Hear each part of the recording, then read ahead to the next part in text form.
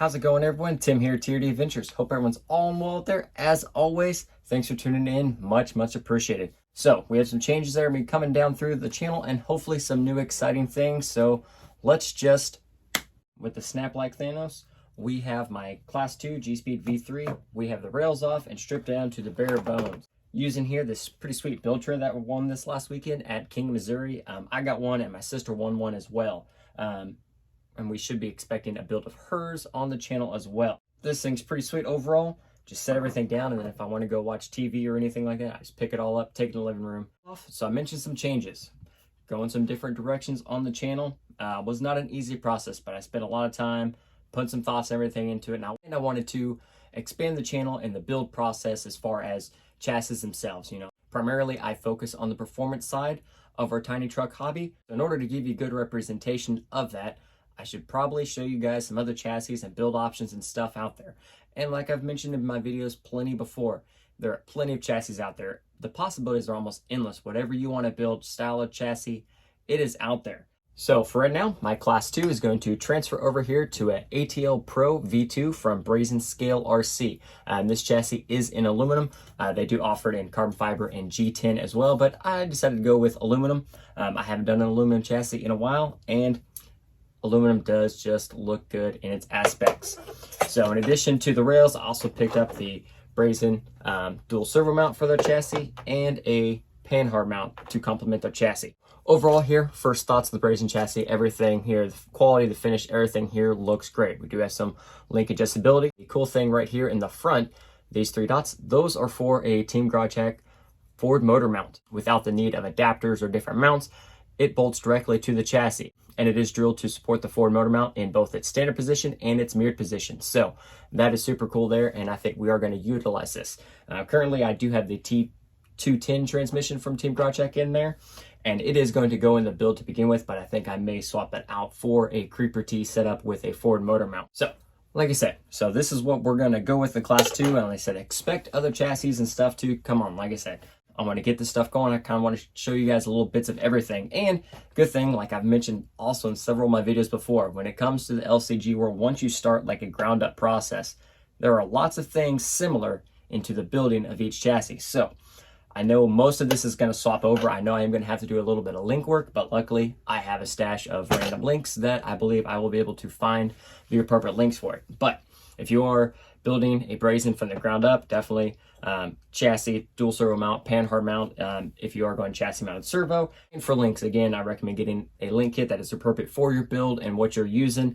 Many of the companies now, InTheWorks RC, Hardcore RC, they do have link builders on there. So you can select your wheelbase, what skid plates you're using, what servo mounts you're using, etc., etc. So those, say, custom links make a ground up build go immensely smoother. So check that on the list. And also, again, anything that goes specific for your chassis, like this servo mount here is specific for this chassis and the panhard mount. So make sure, if you are building, make sure you get everything that's on their suggested list for their builds.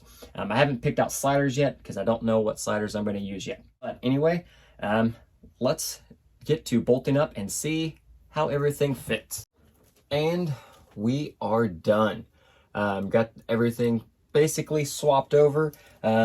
Links and everything actually worked good there. Maybe a couple turns for right now on a couple rod ends just to make sure everything worked. I'll remeasure and probably get a couple new links ordered. And steering, like I said, I knew I was going to have to work on the steering, different panhard mount than I was using before, and going from the lay down servo mount to your normal style dual servo mount here in the front. And actually everything is working pretty good there. Chassis went together really good there. And just basic shock positioning for right now. I sent my buddy Jake a message as far as his shock positioning for the chassis, and he runs the same AR45s and stuff, and we're set up the same, so should be pretty good there. I said everything went together pretty good. I haven't figured out what I want to do yet for sliders or permanent mounting electronics, but everything is in there. I have a little bracket that was in the Brazin chassis kit mounted to the T210 transmission. It's got my ESC on there, receivers up here in the front, some aluminum, the little bending, drilling right there for a battery. Like I said, that's not permanent. That's just to kind of get it going where I wanted to. I was able to swap over my rear bumper, got some body mounts set up in here. And for a bumper, I got some tabs from RC Fab Tab in here, got them on there, and then actually just a 75mm chassis spacer bolted on there. But it works. It's bolted to the chassis and it's wired in the chassis, so it counts. For right now, everything is looking good. I do have a creep body on here, got it all cut up and ready to get painted. So then we could take it out and have some fun. So went ahead and got the paint and everything knocked out on here. Like I said, we went with the creep body, did some aggressive cutting there, but overall, pretty simple, basic paint job. Just a few stripes and lines there, and I kept it more neutral colors to go with the wild color selection of wheels and stuff that I normally run. Can't have too many colors clash all the time necessarily, but overall, there it is. Everything there's all good. Did a little cutting there in the bed for the rear of the frame rails to come through and everything. I am just really overall impressed. My initial thoughts of the build and everything were really good. Definitely a great chassis. Like I said, Brazin's been around for a while. They make some great chassis. They have other wide variety of chassis as well.